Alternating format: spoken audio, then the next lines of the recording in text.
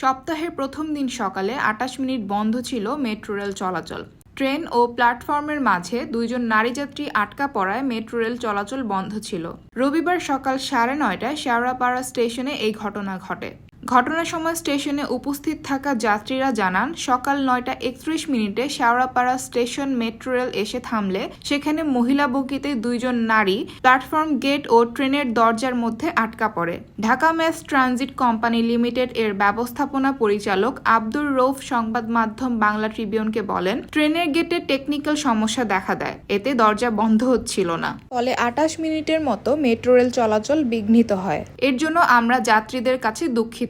এ বিষয়ে technical team আরো ভালো বলতে পারবে। ডিএমটিসিএল এর পরিচালক নাসির উদ্দিন আহমেদ বলেন, স্টেশনে ট্রেন থেকে বের হওয়ার সময় গেটে যাত্রী আটকে যাওয়া ঘটনায় গেটের অটোমেটিক সিস্টেম অচল হয়ে পড়ে। আমরা দ্রুতই এর সমাধান করছি।